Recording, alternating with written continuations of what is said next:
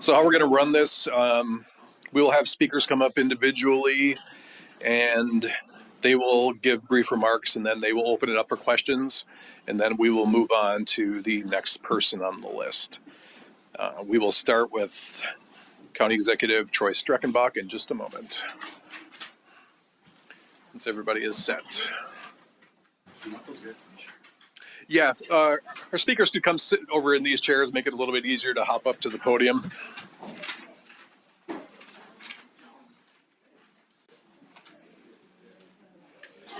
And the sheet that I handed you, there are two additions.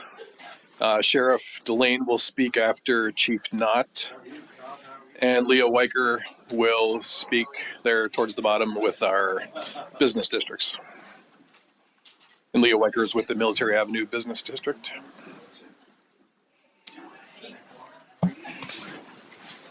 Yes.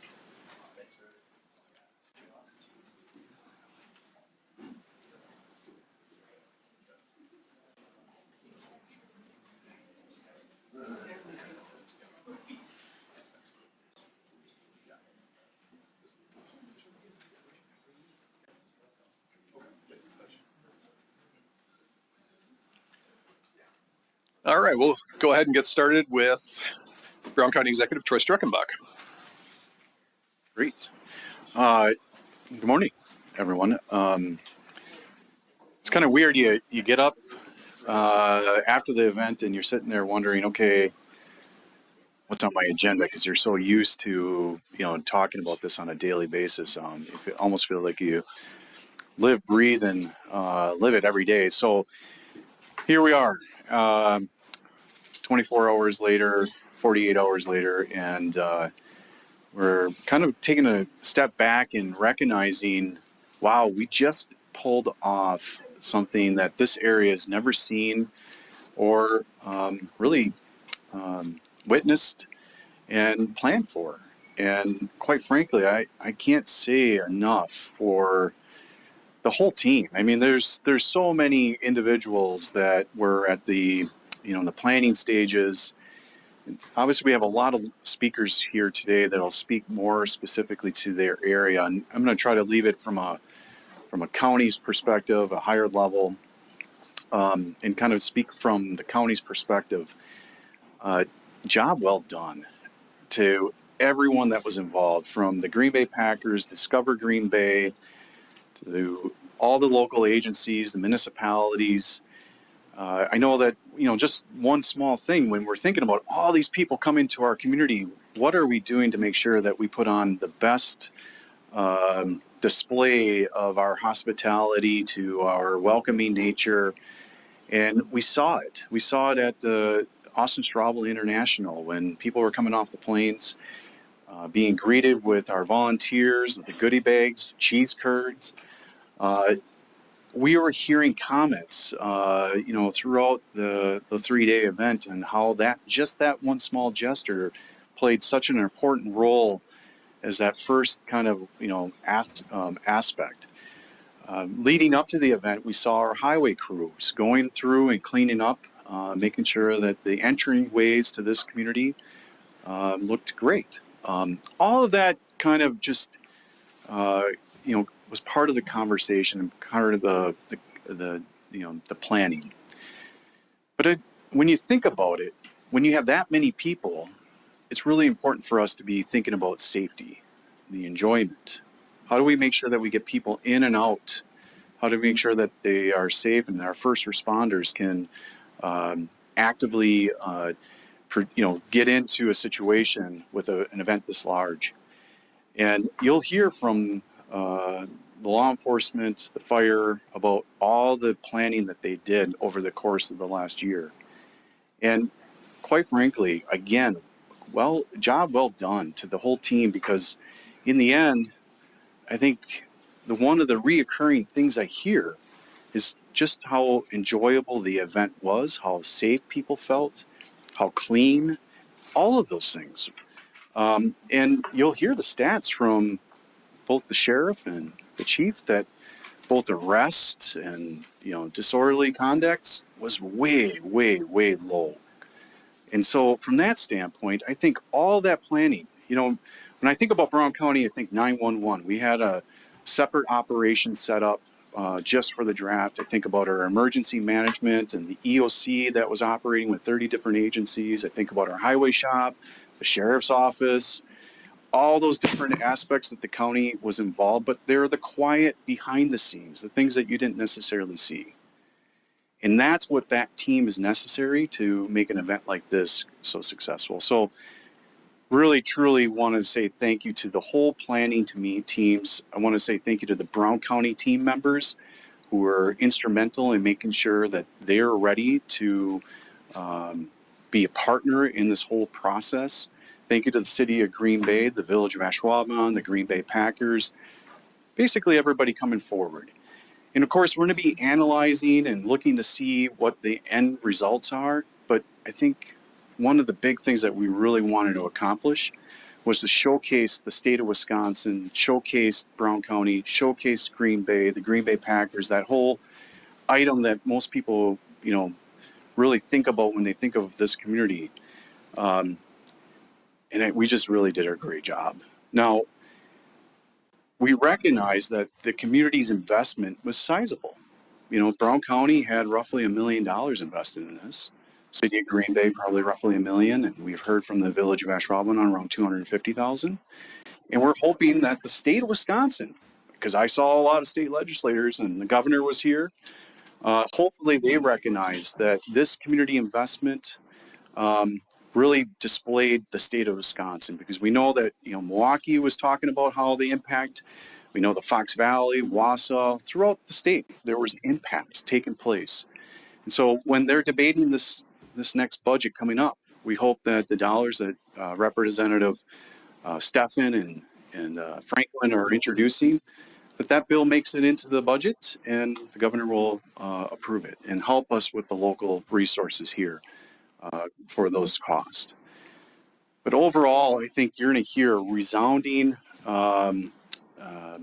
comments from all the speakers about just how well this event went off, how, from the first responders, we were well prepared. And really, I think this just kind of sets the stage for us to be able to do these type of events into the future. Again, selfishly, from Brown County's perspective, we got to finally see what the Resch Expo could do. That facility is awesome.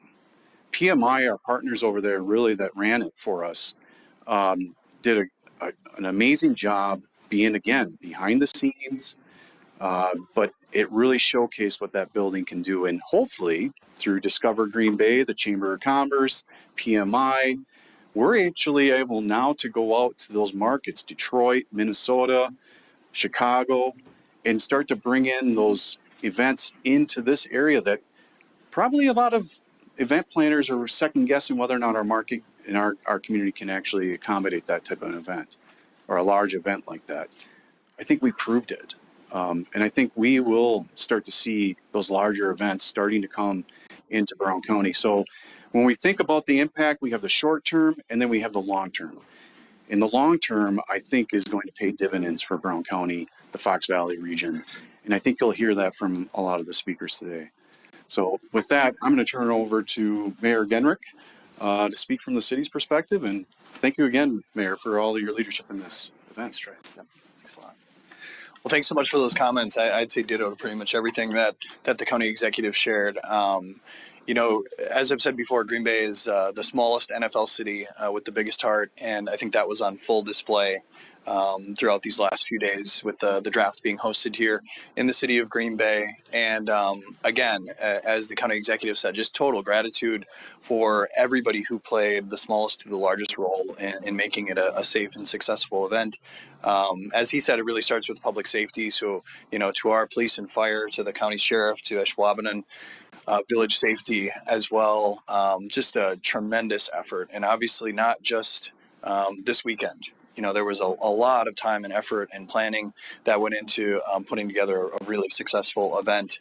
And from the city's perspective, obviously not just those couple departments. It really was a full hands-on deck effort with our Parks Department, DPW, Metro Transit, but really everybody going above and beyond, especially for some of the events that we partnered with on Broadway with the Draft City Music Festival, with Bay Beach being open early, with our Field Fest. Really everybody just stepped up and went above and beyond what their normal job duties dictate, recognizing how big an opportunity this was for the city and the region and the state of Wisconsin.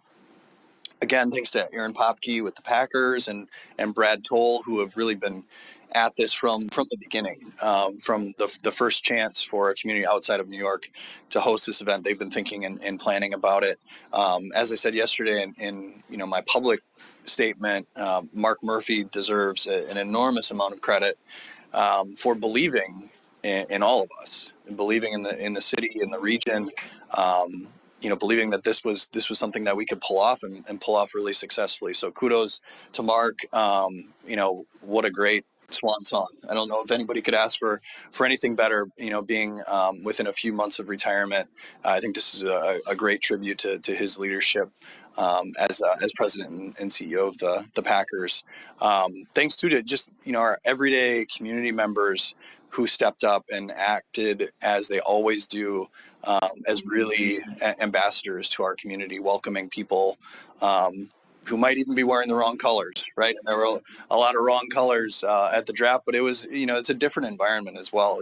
At Lambeau Field, typically there's a little bit more of a rivalry. I think everybody, wins the draft in their own mind.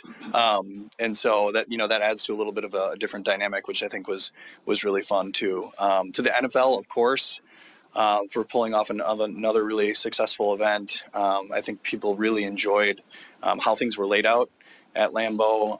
We had a ton of people there, obviously 600,000 over the course of a few days, but it felt good. It wasn't congested. I think people felt really comfortable with how things were put together. Obviously, our business improvement districts were so instrumental on Broadway, like I said, collaborating with us on a couple of those city events, and in downtown Green Bay and their entire team with some really unique and special events to support local charities with the Kringle Combine and the Booyah Battle. I was fortunate enough to be a judge for the Booyah Battle, in my wife's estimation, not a very qualified one, but Jill Everman, set the stage for us, for Bill Jartz and I, and had a great time with that. Mentioning those events just because they were fantastic and generated a lot of attendance along with the farmers market, but also I think kind of expanded our minds a little bit, offered us some insight into the things we can try and continue in the future with those two events in particular, and then also with the Draft City Music Festival, some elements there that we'd love to continue as well. So we've got a ton of speakers here, so I'll cut it there. But again, just enormous thanks to everybody who played a role in making this a really successful event, for putting Green Bay on the national stage in a really positive way. So thanks to everybody gathered here. And with that, I'll turn things over to Aaron Popke with the Green Bay Packers. Thanks, Mayor. Well, good morning, everyone. And on behalf of the Green Bay Packers and Mark Murphy and everyone involved, we couldn't be more pleased with how the event went. So there's a deep sense of gratitude to everyone that was involved. And we're really pleased the community enjoyed it, and people from around the state and country that came in to experience Lambeau Field, Greater Green Bay, and everything that we have to offer. I know the NFL was extremely pleased. Those of you who covered our media sessions on Friday and Saturday certainly heard that directly from them. Just very pleased with the event and how the community showed out, how Packers fans and NFL fans showed out. And that's the beauty of the draft, the energy of the draft that the NFL certainly has built up and what has evolved with this event. And we were so pleased to have the opportunity to host it. As was mentioned, Mark Murphy, when the NFL took it on the road back in 2015, right away said, hey, that's something that could come our way. We want to make sure it does come our way. So from everyone at the Packers, really, again, a deep sense of gratitude for the opportunity and the way everybody showed out. In particular, our host committee that garnered support from many donors and supporters that helped us put on the event. And that was invaluable, of course. And everybody on the local organizing committee, the Packers, Discover Green Bay, PMI, the team over at Resh Expo, of course, was a big part of it. So we're pleased with that, and all our municipal partners, even stepping up to the state level. The state of Wisconsin was a great supporter of the event with support in many ways. And of course, City of Green Bay Mayor and all the folks here at the city that were so helpful, Brown County, Village of Ashwaubenon, all the other agencies that stepped up, whether it was public safety, Green Bay Metro Fire, and public safety folks with the other municipalities, and engineering and all the traffic folks, and really everyone in that involved in putting the camps together. I think those of us at the Packers and the NFL really pleased with just the sheer collaboration that came together to support this event. I think, yes, we are the smallest market in professional sports, but on game days we show that. But this NFL draft was something to a much, much larger degree in terms of an event and resources that were needed. So everything that came together to support it just worked fabulously, and we're so thankful for that. And as was said, and probably be said again, this really proves that Green Bay is capable of these larger events, whether it's the NFL draft or other expositions or other festivals or shows that can consider this. This will be a legacy in that regard. Certainly we had a great weekend here, but moving forward with the Resh Expo and the way the city and the great resources the city had to host these events, I think this further puts us on the map. We certainly heard that from the NFL and the vendors that the NFL uses to put on this event. I think we opened their eyes in terms of certainly the facilities and resources we have, but the teamwork that was displayed from everybody involved, I think will be a legacy moving on. And the way the city and community showed with the energy, I think that just furthers that great story that Green Bay is on a national and international stage with sports and what it means. So all those things come in to provide for a successful event and making memories. Just everyone involved that came to the event spoke of what a great time it was, and those memories will live on, and I think provide other opportunities for our community, whether it's simple tourism or business development, those types of things. We've got a lot to look forward to moving ahead. And I mentioned public safety being a huge part of this, and our next speaker, I'd like to thank him, Chief Davis, you and your teams, along with Sheriff and Chief Knott and Public Safety in Ashwaubenon and all the other agencies were just fantastic. Can't say it enough for what a great event and the collaboration that went into it. And I'd like to introduce Chief Davis. Chief. Thanks, Aaron. I appreciate you. Well, thanks, Aaron, and good morning, everyone. This is exactly where we hoped we would be at the end of this event, where I really don't have any big public safety issues to tell you about, because it all went so smoothly. And, sometimes if you're doing it right, they won't know you did anything at all. And we did a lot of hard work behind the scenes to do our part to keep the event safe. Obviously, this event is much larger than just public safety. But, we had very few issues, a total of 58 police calls for service at the draft footprint, none of which were anything serious, mostly disturbances and drone incursions. So, find any city in the country with a couple 100,000 people in it at any given time that has that low of a call load, and it just doesn't happen, right? So that's a good comparison, I think, to make. But this result was not by accident. We did two things that got us to where we are.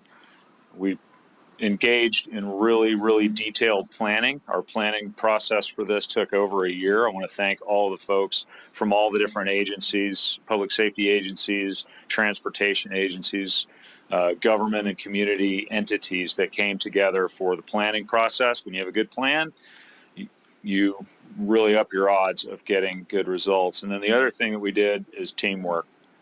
Everybody worked together. There were no silos. I heard this feedback from all of our partners in this adventure that one thing that really distinguished us from other events like this is how well all of the different agencies involved work together. And we do that all the time on a daily basis here. We're a relatively small public safety community here, but when we come together, we can do great things. And I think we just saw an example of that.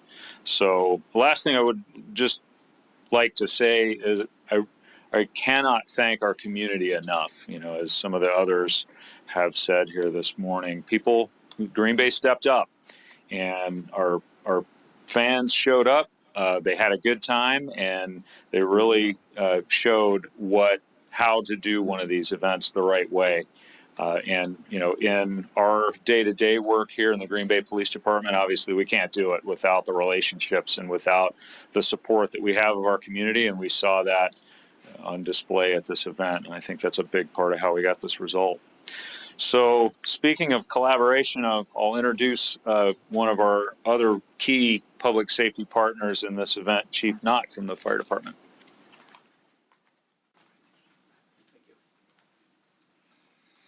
Well, good morning. Just echo some of the compliments that Chief Davis said. I mean, this was a fantastic event. We're excited to be standing before you to talk about it, and again to talk about not so much what we did at the event, but also some of the planning processes that went into it. So thank you to all our public safety partners. Prior to this event, until the grounds are back to normal, our personnel from Green Bay Metro Fire Department will be on site, working diligently to ensure the health and safety of everyone that's working there. This includes all the workers, the fans, obviously, that came out in droves, and then other responders. But truly, the success of this event would not have been possible without the help from our local, state, and federal partners. So for our numbers, we'd had 15 ambulance transports off of the site. We responded to 71 EMS incidents there, responded to 1 fire, but then really did the proactive approach too, with over 500 public assistance calls, and then first aid to 172 visitors. So our personnel were very busy and very active in preventing injuries, which was the big focus that we had. This was a historic event, not only in terms of size and complexity, but the collaboration and the cooperation that we received through our public safety partners. Probably the biggest compliment that we received during this whole event was just how well we all worked together. This was by design. This wasn't just something that happened. We utilized closely the National Incident Management System, or NIMS, to develop and plan and break down those potential silos that sometimes develop in incidents of this scope and magnitude. But just to really work collaboratively to make sure that we're approaching problems from multiple perspectives and all getting the buy-in to develop a successful plan. And it really worked. Our plans were robust. We had plans upon plans. Our teams, all the public safety partners that worked together in this, really made this unique approach to this, to develop and intentionally develop plans that were to address any sort of challenges that we may have faced. And like I said, it really worked. So again, thank you for everybody for this. And I place a lot of that credit on the success of this event in our planning process. So thank you to all our responders that worked. Thank you to our community who showed up and really proved to this nation and to the world what Green Bay is all about. I mean, it is absolutely a special place, something we're all excited and proud of. And like I said, we showed that on the world stage. So thank you. And also, like we proved, like it was said multiple times, we could handle events like this with relative ease. So we're excited about what the future brings, taking the processes and some of the lessons learned from this event and applying to future events. So thank you very much. And with that, I'll toss it over to the sheriff, who will also provide some remarks. So thank you, Sheriff. Thank you. Good morning. As we talked several times during the course of the week and during the draft, I had indicated that it was at that point less than average for contact with law enforcement throughout the entire county. And I'm very happy to report that overall the end result was that it was a less than average week across the county as it relates to law enforcement contact and those who ended up being at the Brown County Jail. So it was less than average, which is absolutely wonderful. So that trend continued throughout the week. As you heard before, it really is a tribute to the partnership that we have with all of our law enforcement throughout Brown County, from Ashwaubenon Public Safety to the City of Green Bay, both with police and fire, to the Sheriff's Office, and then our state partners, whether it's the Wisconsin State Patrol Division of Criminal Investigation, and then our federal partners, certainly the FBI and Department of Homeland Security, to name a few, working together to have a good event, well planned out. And lastly, I think the praise really needs to go to our fans, to our community, but really the Packers Nation fans that showed up and were so well behaved, but not just the Packer fans, just National Football League fans. And I think this is a reflection of the culture of Wisconsin, the friendliness of the Midwest, and what to expect. And that was on full display. Prior to leaving the command, I had an opportunity to speak to the National Football League head of security.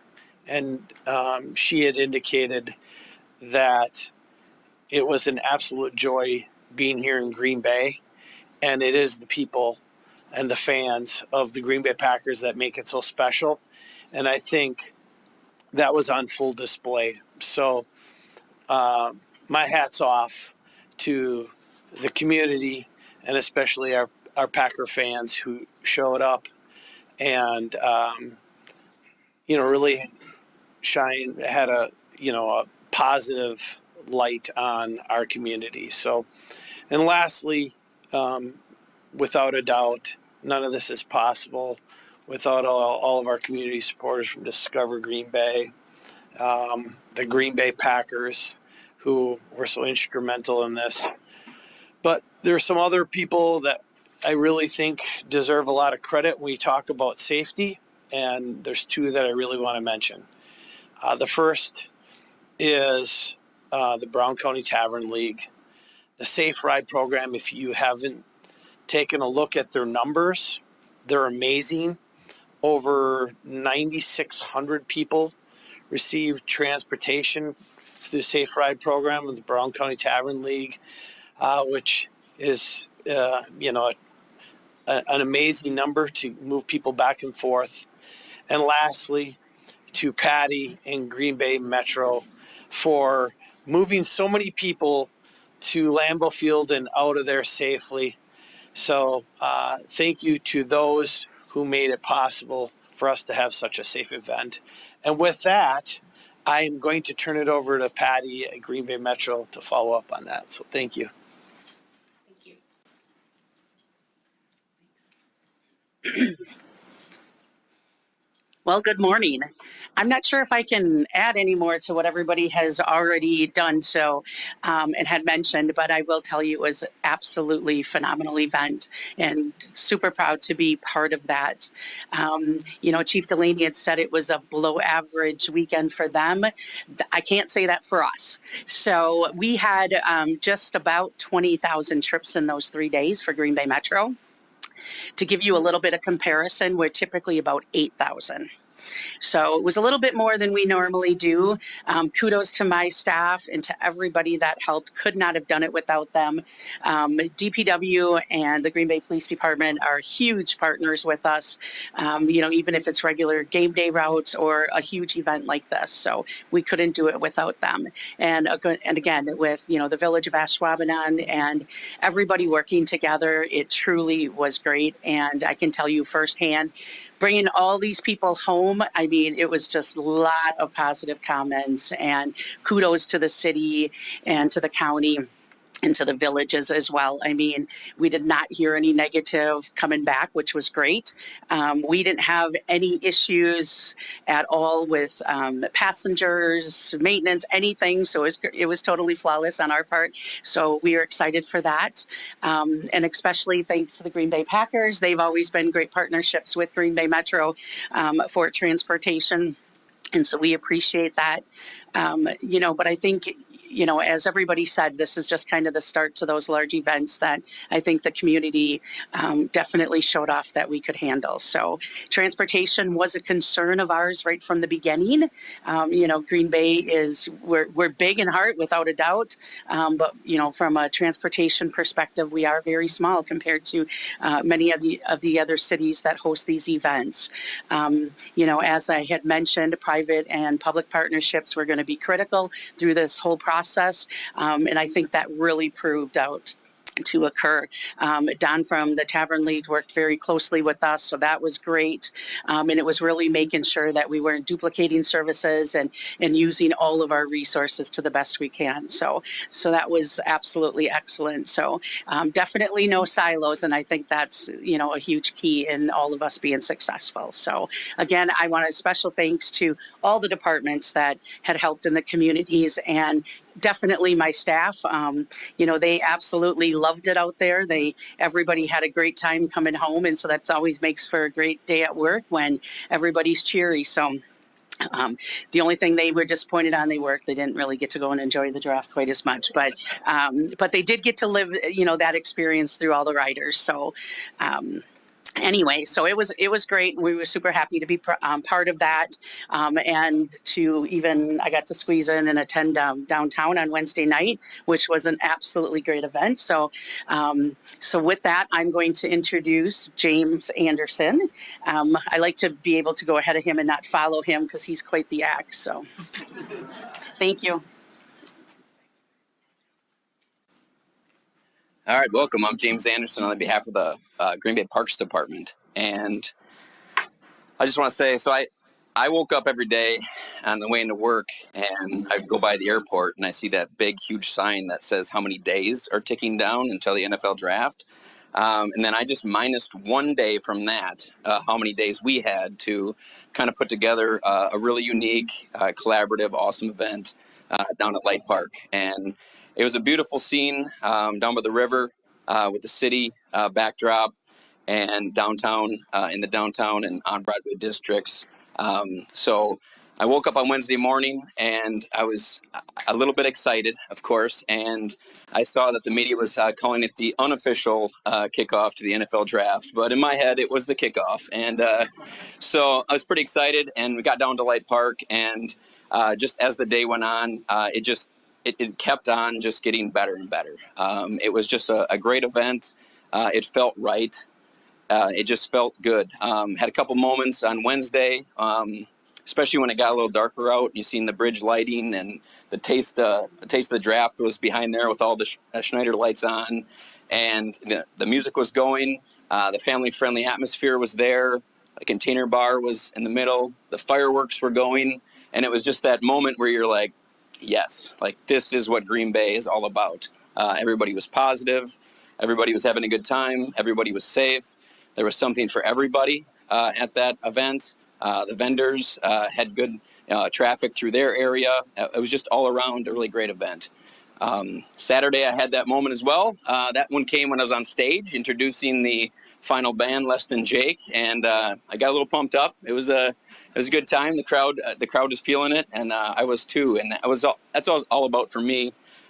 This I think is the best job. I think our Parks Department is the best department. Of course, every department's awesome because, like these guys said, everybody worked so great together. Everybody was so willing to just step up and do whatever was needed. Everything from DPW, PD, fire, transit, every department down the line. Even other ones that aren't really maybe behind the scenes when it comes to the financial stuff and all the permitting and all the things behind the scenes that happen. That you don't really see when you're just out there having a great time. So kudos to everybody. Kudos to the Packers.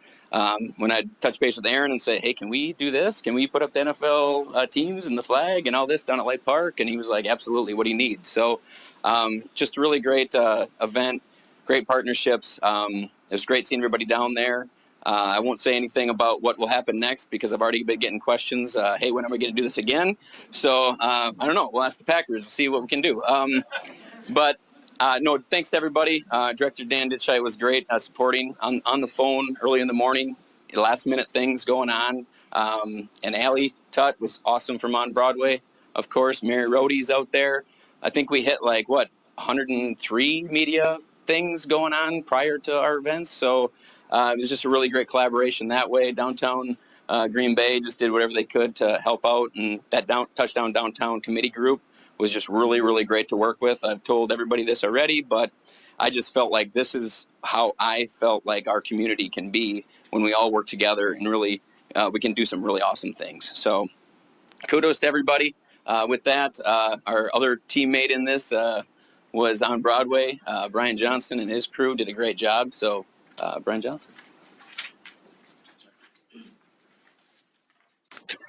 Did anybody else catch James saying Schneider lights downtown? My heart beat a little faster thinking Schneider was moving downtown.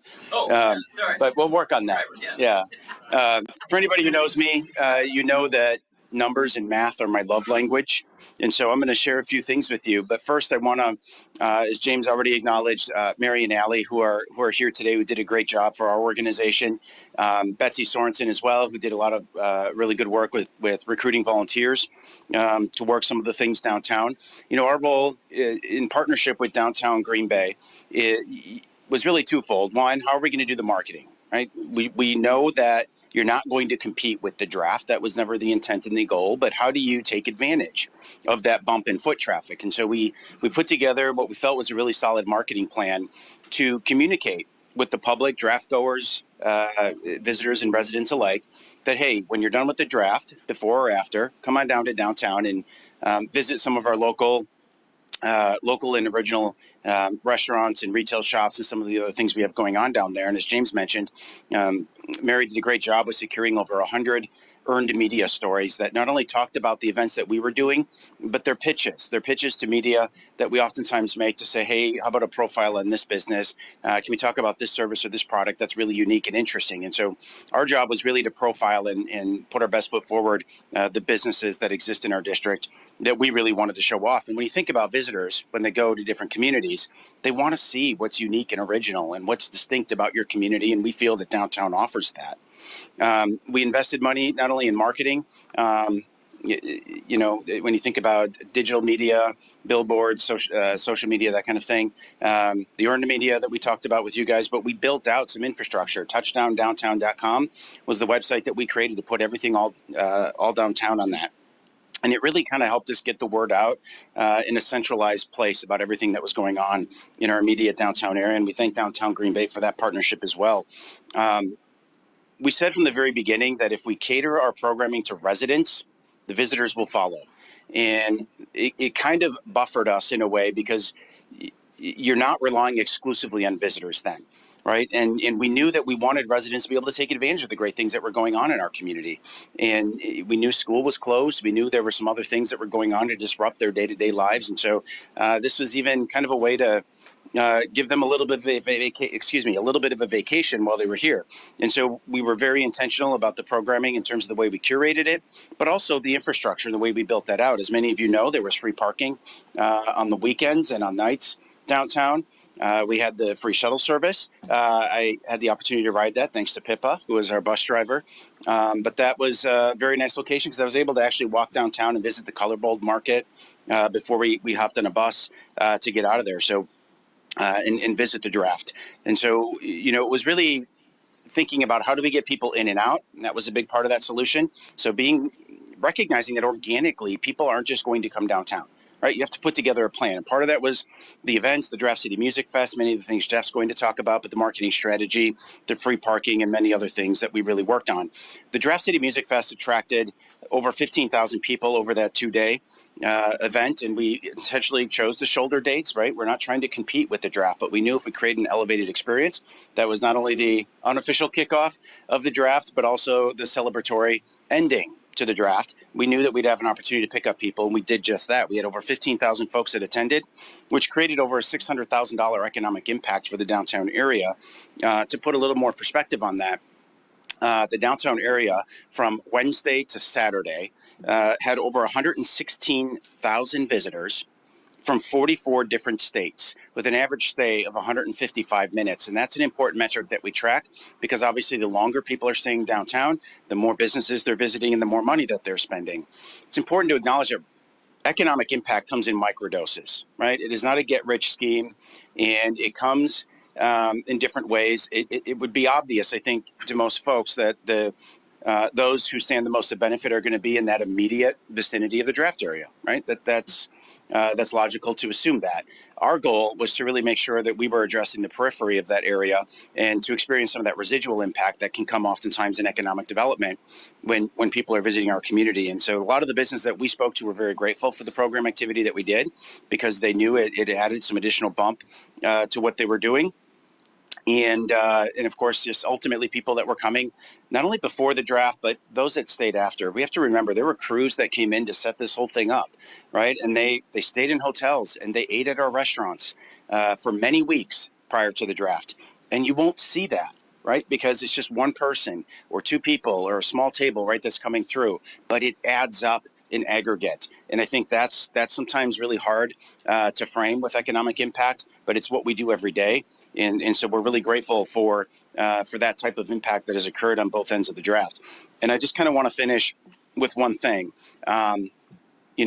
Detroit threw a little shade our way. I don't know if you guys caught that.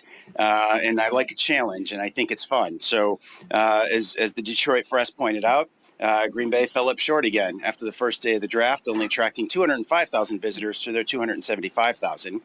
And as you know, when the numbers came in, 775,000 is the record. I think we're at 605 unofficially, roughly.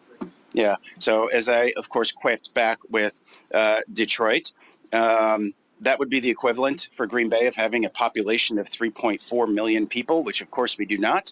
So that means proportionately we outperformed Detroit by 937%. I like math. So Detroit, the clock is on. It is your turn. Thanks. Oh, Jeff, are you emceeing? Okay, Jeff Merkis with Downtown Green Bay.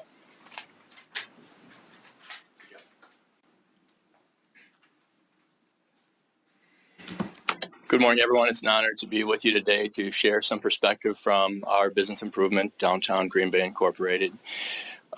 When we first heard the name, the team came up with Touchdown Downtown.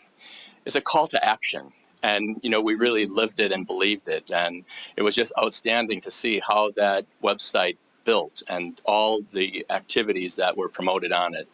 And it's just today that our team is putting our regular gear back on, and the Touchdown Downtown gear is now a part of Downtown's history. Our organizations and many of us involved with the Touchdown Downtown team were really focused on the first impression.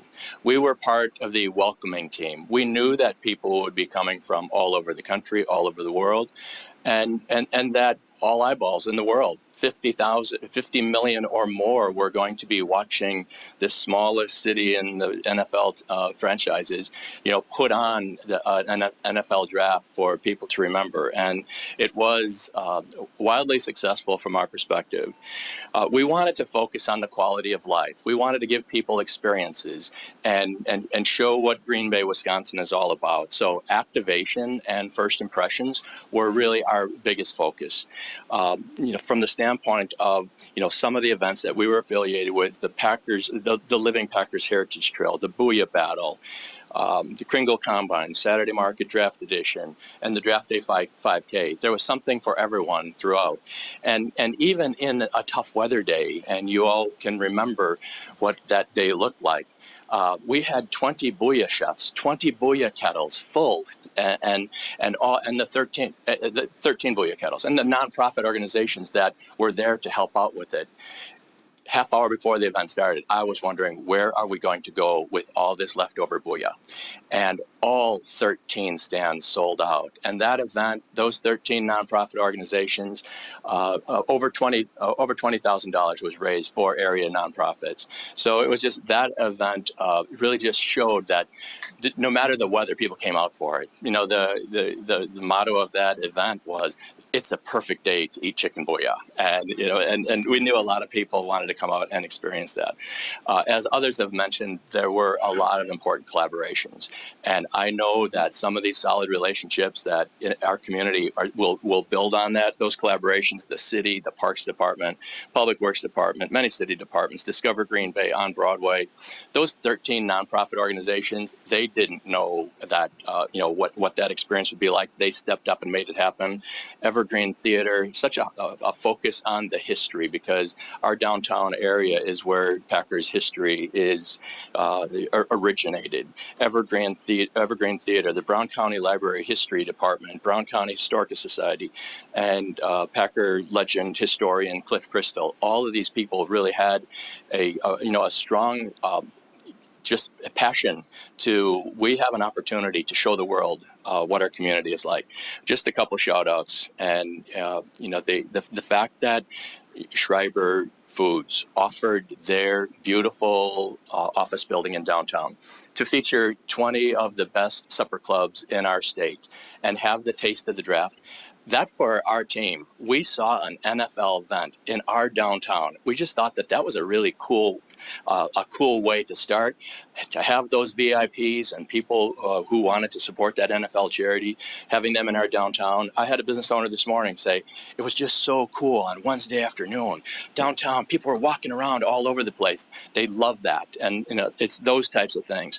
And while Brian's love language might be numbers, many of those who know me, that numbers are probably not my love language. It's experiences like that. And so many people we talked to were so impressed by the fun activities in the downtown. Another shout out to the hotels. The hotels in our community, this event probably would not have been able to happen if Discover Green Bay was not able to assemble the hotel rooms needed to bring the NFL draft to our community. So they may have given up some room revenue to make this possible, but we also saw that our downtown hotels, they were hosting media and VIPs and NFL prospects. And that additional vibe about how our downtown came alive, for me, being involved with this organization for over 25 years, this was the pinnacle week. This was a pinnacle week of putting our organization, doing our part with marketing and first impressions and activation.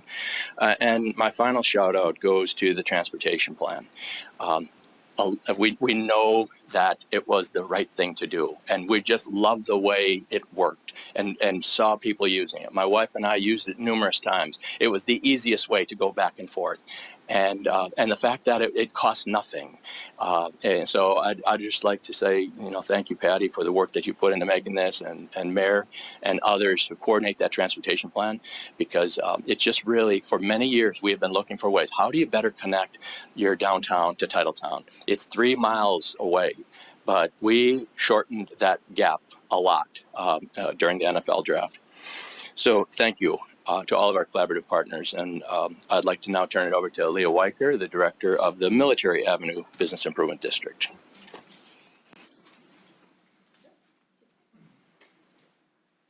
Hi, Leah Weicker with Military Avenue Business District. We were right next door to the draft. Now that it's over, I want to do it again. Aaron. I think we really were able to showcase our city, and we have great food, great beer, great people. The partnerships that were made in this event were amazing. Even our business district, we ended up having people come together that hadn't met before, and we all worked together to try to showcase our district. And I think it was very successful. The vibe at our tailgate party next to the entrance number 1 was just vibrating. Super positive. I think we heard from the police department about lack of major issues, and you could feel it, just people were just positive about everything. And that was so exciting for us as locals to see. I hope people come back again and visit and really explore more of Green Bay. Again, people, food, and beer. Thank you. All right, with that, we can move into questions. Anyone, all of our speakers are here. For Brian or Jeff, and when you guys talk a little bit about if the numbers, the 116,000 Brian you talked about, if that met expectations or if that was lower or kind of where you were and kind of in terms of economic impact, if this did what it expected to, or if there's a little bit of a, first time through that now we know where we're at? Yeah, I think for us, look, we could have done nothing, right? We could have had a scenario where we had fewer people than what turned out. And so we're grateful for the partnership, working with the city, the Parks Department, Downtown Green Bay, to really make sure that we did our part to make downtown an attractive place to visit. And we always think about the impact to our businesses. That's always important. And part of what obviously tells a great story about your downtown. Would we like more? Who wouldn't? Right. But I think sometimes it's about aligning expectations with what's practical. And I think from our perspective, as I mentioned before, economic impact comes in microdoses. And some will benefit heavily and others might not as much. But we have to look at things in aggregate. And while this event might have had a certain type of impact on our businesses, the next event might have the totally opposite impact. And so as a community, I think we need to be really focused on how do you execute a world-class event like we did, so that, as has been talked about, that other organizations, other entities say, hey, if they can pull that off, then they can pull off my convention or my conference. And those things will continue to come back to Green Bay and benefit all of our businesses in different ways over an extended period of time. So I think for us, we feel it exceeded our expectations. But recognizing, right, that there's things to learn and opportunities to take advantage of when we work with other partners into the future.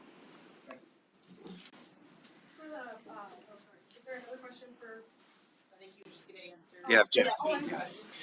From some of the businesses I spoke with, no one really knew what to expect, and there was a lot of hype, and so some businesses did indicate that maybe from a staffing level they may have had more staff than were needed, and they made appropriate adjustments. A few of the businesses I spoke to, they said we benefited by all the activation and the things happening downtown. If you just think for a moment, what if none of that would have happened, and we would have just been here to support and keep our downtown neat and clean? So the activation helped a great deal. The transportation helped a great deal. So some businesses, from a staffing standpoint, they needed to make some adjustments, and they were very pleased. I talked to a small retailer a block away from the activities who said, in 3 years of business, this was our biggest day ever. And so it was great to hear some of those stories. It is true that some businesses do better than others, and but overall, we were very pleased with the business development activities in the downtown district, and we will be surveying our businesses in the weeks ahead with on Broadway to what can we learn from this, and because we want to do it again. For the public safety team, want to give you all opportunities to answer, but I know obviously when we headed into this event, the estimations for the attendance that Green Bay was going to have was around 250,000.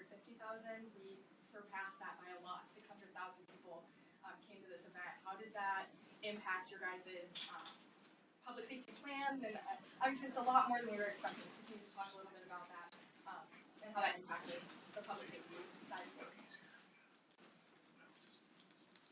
Sure. From the police side, again, that just goes to the planning process, making sure that we had enough flexibility in the plan to be able to cope with the number of people that we had. One thing that did do for us was it caused some issues just with crowd density and movement of large numbers of people through the venue. But we fortunately had a plan in place for how we would deal with that.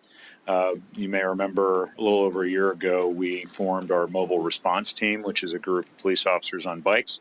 And so we were able to use them in and around the footprint specifically just to go deal with any of those kind of unexpected issues that came up. So it worked out pretty well. Sure. And then on the fire end, we realized and we broke it up geographically. So no matter where those people are, we had teams in place for those. And so, we could flex. We knew as the draft experience actually started, or the theater was actually active, we'd move people from the Titletown area over to that. So we had a robust plan, and also bringing in other city resources if we needed to.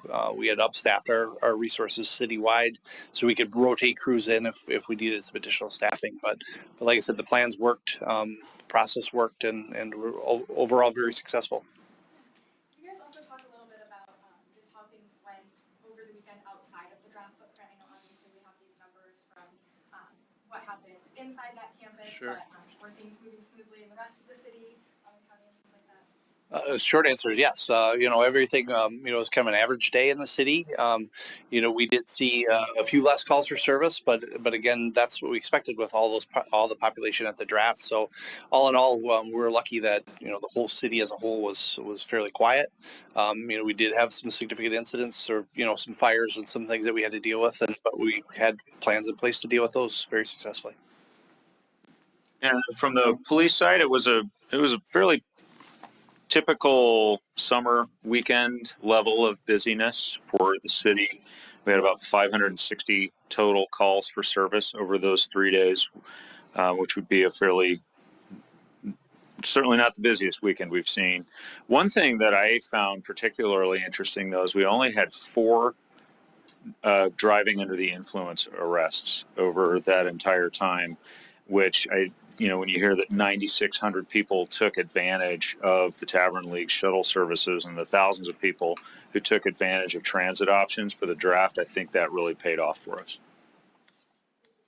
There's a lot of James doesn't want to talk about what's next, but how do you continue to build on this momentum that you have, and I guess what is next? There's a lot of talk about bringing other events and things. What does that look like, and really, what is next? It doesn't have to be for James. I know the mayor looks like he wants to, not only bringing in events, but I guess continuing events that were successful during the draft into the future for just the city. Right. Well, I think a number of people have touched on this. Just to note that, going through the experience of the draft kind of opens up your imagination to how you can plan similar events in the future. So just the way that the NFL and the Packers kind of organized the campus over there, to me was a little bit eye-opening just in terms of the scale of an event that could simply just fit in the Packers Lambeau Field parking lot there. Also, obviously for us specifically, the Draft City Music Festival I think was a great experience, a great partnership. Obviously, we partner with a lot of community organizations on a regular basis, especially our business improvement districts. But I think it's fair to say that this level of partnership was at a unique level that James can probably speak to better than me. But I think the takeaway is just there's a lot that's possible that maybe wasn't on our radar previously. And we've got some big events coming to the city. Maybe one of the most prominent will be the Badgers Notre Dame game in 2026, and so.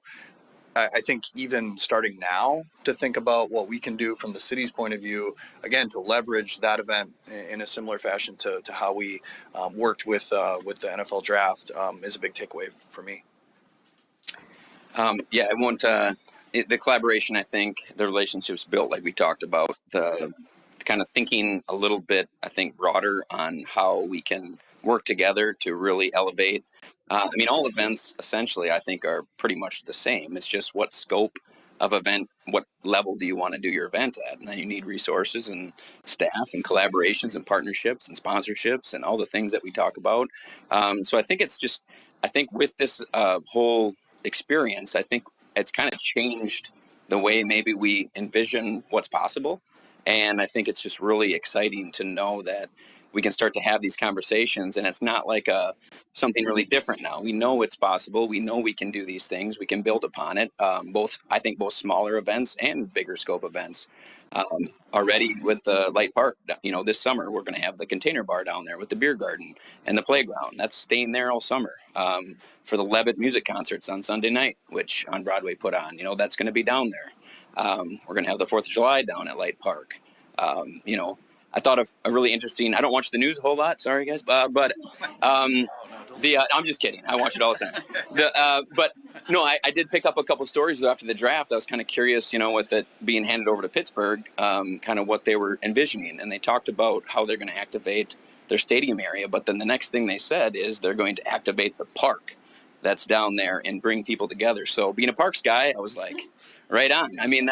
That's what you want. Parks are a place where people can come and feel comfortable and enjoy all the different things, and everybody's included. Everybody's able to do that. So I just think that I think there's a lot of possibilities. Honestly, I'm trying to just enjoy kind of what we did and kind of celebrate and kind of bask in that for a little while, but I pretty much guarantee that we're going to be having some conversations about kind of what it looks like going forward and how we can, like the mayor said, take advantage of some of those bigger things, but also do some things in the meantime to bring people together. I mean, at the Draft City Music Fest, I mean, I talked to people from all over the place. It was a really great mix of local people coming in for the draft and also people coming just for the concert.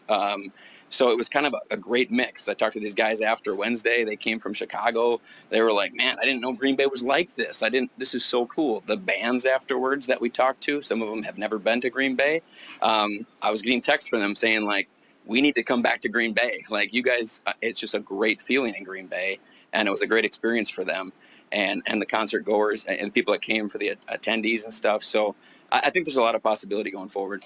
Is there ever any doubt, I guess, or any concern that Green Bay, it sounds like this was a huge confidence boost that as the small city, we can do these big things. Was there? Never. Nope.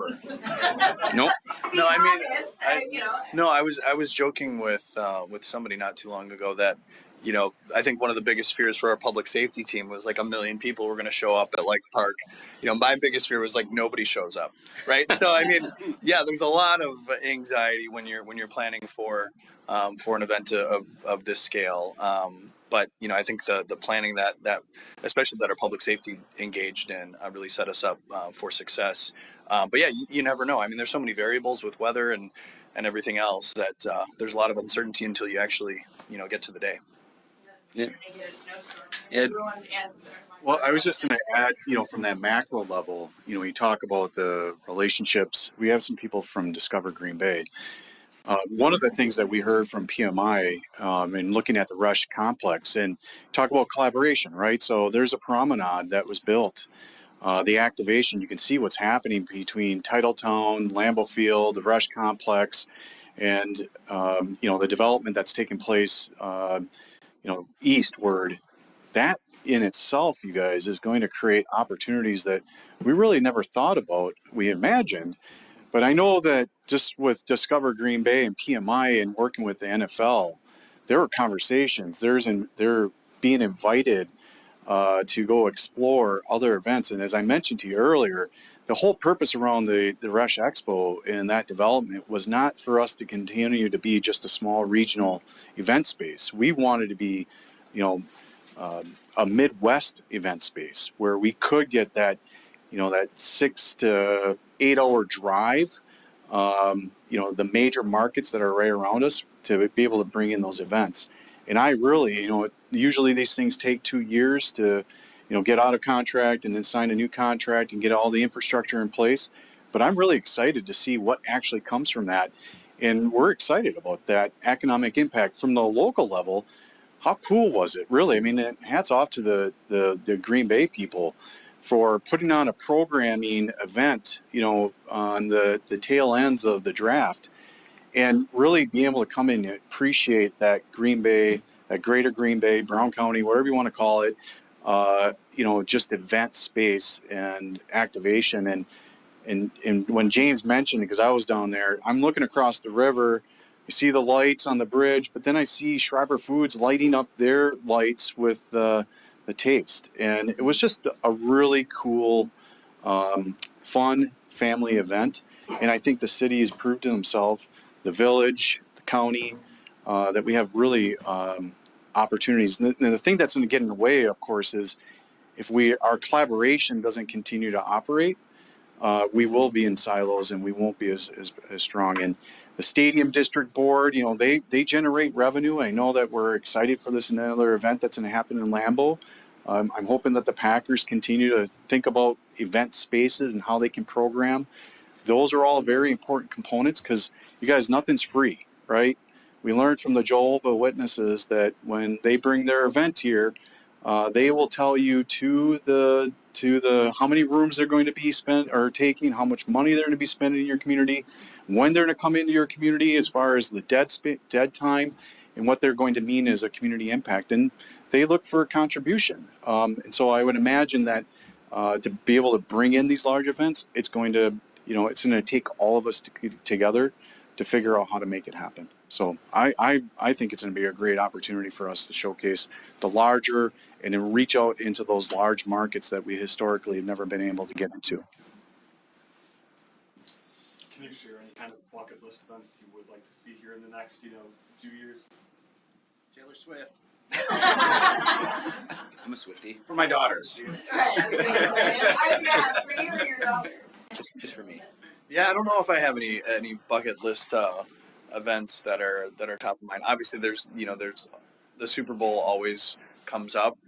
That's just really not in the cards. I think it's fair to say for us to be able to host another draft or another event of this scale, to do in collaboration with the Packers some more friendly matches. I think that was a great experience that we had a couple years back with the soccer match at Lambeau. Like I mentioned, we've got Notre Dame and Wisconsin coming to town, so really engaging in some early planning to make that as special as possible for those visitors. But yeah, to James's point, it's kind of nice just to sit with this event for a little bit, and and then begin thinking about what's next here in the near future. Is there any advice that you have for Pittsburgh that you wish that you received? I mean, really in line with what I heard from some of my colleagues from former host cities, Detroit and Kansas City in particular, which is just to to leverage the event as much as you possibly can. As Brian and Jeff were kind of talking about, just make sure that that you don't let the event kind of pass you by, because the NFL does a fantastic job of planning planning the draft itself and putting on an amazing TV production and creating a great experience for those who are there. They do some community events as well, but their primary focus, and they'll tell you this, and I think they stated very publicly, like their focus is obviously on that event. And so if you assume that just naturally things will happen in your community because the draft is here, I think that would be a mistake. And so that was really good advice that we got from Kansas City and Detroit, and definitely advice that I've already shared with a couple of outlets from Pittsburgh. But yeah, wishing them luck. Pittsburgh's a great town, and I think they're going to do a great job with it. All right. Please. Just play off of that, right? So the big events are important, right? They bring out a lot of stuff, but let's not forget about the small events that add to the everyday quality of life here in our community. And I want to remind you guys that tonight we're doing the launch party for 11 Amp Music Series. Where is it, Mary? At the Depot. So we invite you all to where? Sky Lounge, Settletown Brewing, Sky Lounge, right? So come on out and hear that, because the Draft City Music Fest, part of it was to showcase Light Park. And as all of you know, we were working on that stage and pavilion project to go there. The Levitt Amp Music Series is meant to be one of those series-based events that, again, contributes to the quality of life here every day and is meant to create activation and vibrancy in our downtown area. So not everything has to be about the big events, certainly. I know that those are the fun ones to cover, right? But continue to think about the small ones that can always spin off of those large events and how our residents can benefit from that. The hospitality sector is huge in our community, and the draft doesn't employ all those people year round, right? But the series of all those events do. And if we did not have these large events, our residents would suffer, because you'd have fewer local restaurants, you'd have fewer retail options, you'd have a whole lot of other businesses that we get to benefit from year round, because hospitality comes here and helps prop those up in different ways throughout the year. So just again, continue to think about the small events too. I have one question for you, Brian, or for Jeff, whoever might be able to answer this. So there's been a lot of talk on social media specifically that there's a lot of local businesses and or food trucks who came up this way, opened their doors, had staffing, and their turnout that they thought they were going to get didn't happen. There are a lot of people just concerned. Anything in regards to that? Yeah, I think that goes back to the comment I made before, right? Which is expectations versus reality and what's practical. And I think a lot of folks saw an opportunity here, and that's wonderful. But we don't have to have a villain in this story. And a lot of the businesses that I spoke to said, hey, you know what? It wasn't, I overstaffed because I wanted to be prepared. And I didn't need all those people, and I let them go, but I still had at least an average or slightly above average weekend. Why is that a bad thing, right? And so I think, again, I recognize that maybe we didn't quite elevate the expectations for some folks, There are different reasons why they might have, established a really high bar, and there's nothing wrong with that. But in the hospitality sector, if you've ever worked in it, you know that these decisions are made every single day.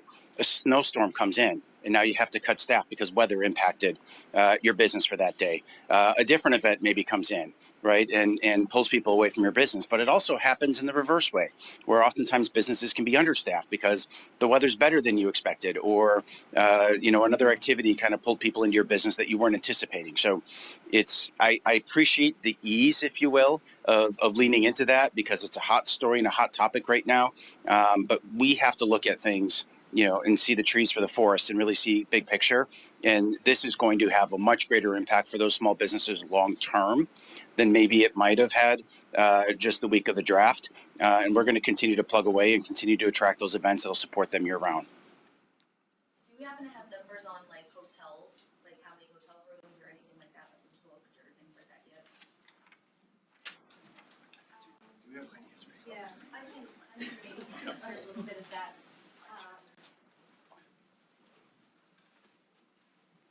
We don't have an exact on the hotels, but I can tell you for the draft, the NFL blocks themselves. The majority of our hotels in Green Bay gave up 85% of their inventory to accommodate those room blocks. So we are very, very thankful for them for doing that. We don't have a total yet. It's a little bit too soon, but those numbers will be coming. Could you repeat that percentage one more time? 85%. Yeah, the remaining 15% they could sell to the public or whomever. So the hotels in Green Bay really kind of, we say, laid on the sword for all of us, because not only did they give up the majority of their hotel rooms to the NFL for their room blocks, they gave them up at a reduced price. So Anecdotally, how was it? Were we at capacity? Were we close to capacity? What happened with that additional 15%? we were pretty much at capacity. Again, we don't know the occupancy numbers quite yet. We probably will know them in the next week or so. There were always a few out there that were available, but again, depending on what price point they were at, made all the difference in the world. So. For whoever's able to answer it, obviously maybe public safety, but with the traffic plan, I think something that we heard from a lot of people was that they were kind of surprised how easy it was to get here, and how well and smoothly things were running. I experienced that as a media person going to the draft and things, that things went well. What was different, I guess, about this weekend for that traffic plan, especially when you compare it to maybe like a regular game day? Was there anything that you guys did specifically different to make things run so efficiently? Sure, we had a lot of help with the traffic. I'll start with the traffic planning process. That was a collaboration between departments of public works for us and the village of Ashwaubenon, and then the state DOT was really involved in the creation of the traffic management plan, and then the Wisconsin State Patrol really stepped up in a big way, and they just managed it. Their staff took care of all of the different traffic posts, and I think what made that a little different than a Packer game is everything region-wide was integrated at the state level, and you're right, the traffic aspect of this event was one of the pleasant surprises. Just a couple of things. This has already been said, obviously, but just to note Metro Transit's involvement here and Tavern League with their safe rides, and then just with how the event itself is structured. I think Aaron has talked about this in the past, but it's not like a football game where there's a hard start time and a hard end time. Depending upon whose pick you're there for, and if you're going to go to some of the events earlier on in the day, or if you want to stay till the end of it. It's just I think it's fair to say that the start and end times are much more flexible, and you see people kind of moving through there at more irregular times versus start and end, and so I think that helped a great deal with congestion on the roads. Yeah. All right. Anything else, anybody? Maybe a couple of questions for Aaron. I guess, just looking ahead, do you think that the Packers would consider another bid on the draft? And I guess, what would that, kind of formulation of a bid where would that process even start? Packers and the NFL were extremely pleased with how the draft played out, and I think I'll borrow James' line. I think we're gonna, all of us, I think, are all very gratified. I should say, have a lot of gratitude toward everything that went into it, from the players that were involved with respect to all the pieces we've been talking about today, to the fans, everything, how it came together and how people turned out and the energy that was displayed. And I think various people spoke to this, how this will be a legacy moving forward, with the opportunities that were here and business development and the visitors that were here that really caught that excitement and that energy. We see that all season long through our games, but this was a different type of event, a different type of energy that hopefully inspired people to come back and take in the things that we all spoke of. And even, New North had a group of site selectors in, which they do, various times through the year. But, we tried to leverage this event in a ton of different ways. So I think now we'll try and emphasize that, have that be something that builds some momentum toward many different things. With respect to other events, I think, we're going to continue to do the things that we do to try and bring in different types of events. The Notre Dame Wisconsin game was mentioned, coming up in a couple of fall of 26. We continue to pursue international soccer and the friendly matches, those types of things. Concerts are something that we're always talking to promoters about. So we're going to focus on those things. I think our community shown in a brighter way with this event and all the things that we're capable of that have been spoken of today. And other NFL events, I think it's too soon to tell. I think that question was asked of John Barker with the NFL, and he was excited to just see what day 3 was going to hold for the event, and that surpassed people's expectations. So we had a successful event, and those things are down the road, and I think we'll reflect well on this and see where things go. So that's a yes. I'll defer to the NFL. Good question. All right, very good. Thank you, everybody, for coming, and thank you to all of our speakers.